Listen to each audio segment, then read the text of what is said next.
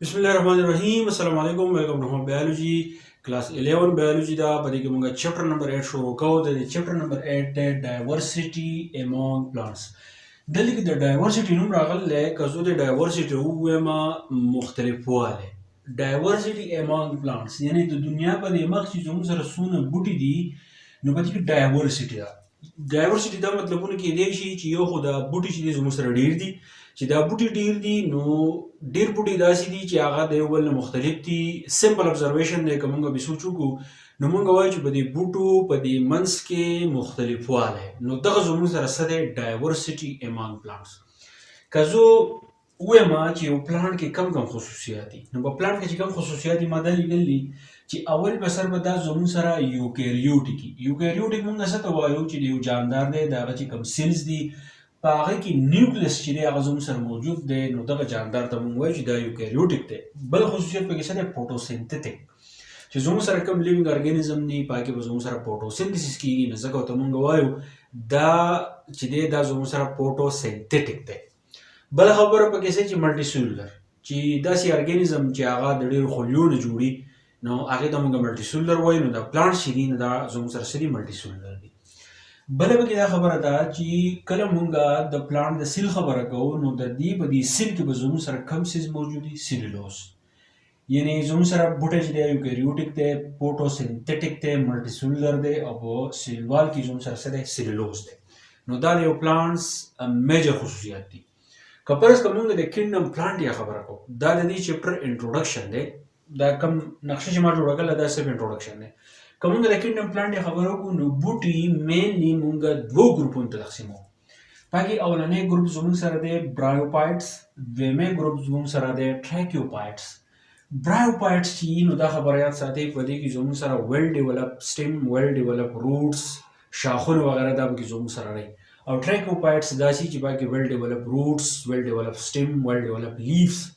دا پکې چې دی هغه زموږ سره موجود دي خو دا خبره یاد ساتئ چې زموږ سره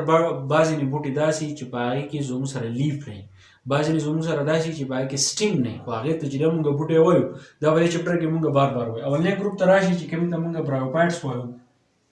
نو برایوپایټس زموږ سره هغه د بوټو هغه ګروپ دی چې په دې کې ویسکولر ټیشوز زموږ سره نه وي ویسکولر ټیشو مونږ څه ته وایو چې په دې بوټو کې د اوبو ضرورت دی په دې بوټو کې د خوراک ضرورت دی د دې اوبو او د خوراک د چلند دپاره څه لارې پکار دي نو هغه لارې چې دي نو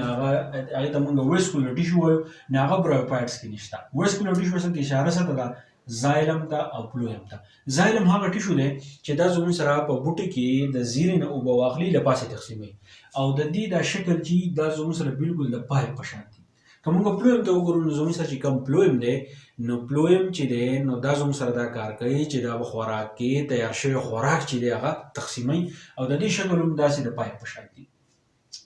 که موږ برایوپایټس ته وګورو دا موږ مزید په دې کې درې سب ګروپس دي دننه په دې کې درې ګروپونه نور دي یو زموږ سره دی هیپاټیکا چې هغې ته موږ لیور واټس هم وایو بل زموږ سره دی انتوسیروټا هغه زموږ سره هارن واټس دی بل زموږ سره دی موسی چې دې ته موږ موسیس وایو د دې چپټر کې به تاسو لایف سایکل اف موسیس چې دی هغه به تاسو وایي زموږ سره درې ګروپونه دي په برایوپایټس کې هیپاټیکا لیور واټس ورته وایو انتوسیروټا هارن واټس ورته وایو موسی او موسیس چې دی هغه ته موږ وایو ورسره راشي ټریکوپایټس ته نو په ټریکوپایټس کې زموږ سره اولنۍ خبره دا ده چې په دې کې زموږ سره ویسکولر ټیشوز چې دی هغه به موجود دي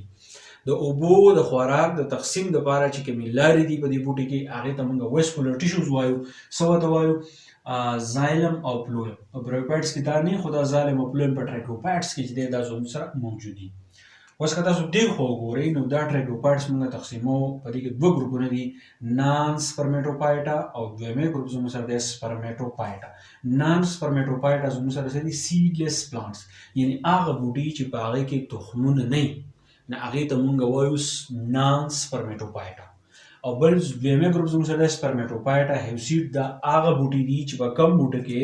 زموږ سره تخمونه موجود دي نو هغې ته سپرمیټوپایټا وایي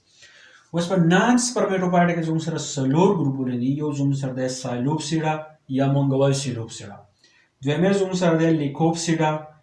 سپینوپسیډا او ټیروپسیډا نو دا څلور ګروپونه چې دي دا زموږ سره په نان سپرمیټوپایټا کې چې دی زموږ سره راځي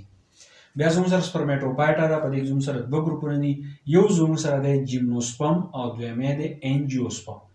جیمنوسپرم دې ته وایي چې زموږ سره په دې کې تخمونه چې انې کې ډېر متخکاري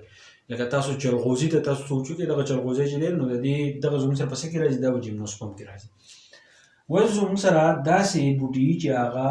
د هغې تخمونه په فروټس کې دننه وي نو هغې ته موږ انجیوسپرم وایو په دې کې کم یو راځي په دې کې فرض کړه مالټه شوه د هغې نه علاوه خوبانۍ شوه د هغې نه علاوه چې دی زموږ سره مڼه شوه نو دا ټول په انجیوسپرم کې راځي یا به ته موږ وایو چې دا زموږ سره څه دي فلاورینګ پلانټس دي نو ستاسو د ډایورسټي امونګ پلانټس دا نقشه وه چې دا به تاسو د ام سی کیوز دپاره بیا یاد ساتئ چې په برایوفایټس کې زموږ سره کم ګروپونه دي ټرایکوپایټس کې مینلی دوه ګروپونه دي نان سپرمیټوپایټا سپرمیټوپایټا په نان سپرمیټوپایټا کې زموږ سره څلور ګروپونه دي مزید او په سپرمیټوپایټا کې زموږ سره مزید دوه ګروپونه دي نو آسان دی په دې پسې تفصیلا لیکچر چې دی هغه موږ کوو انشاءالله میله وشو د بل لیکچر سره تھینک یو ډېره مننه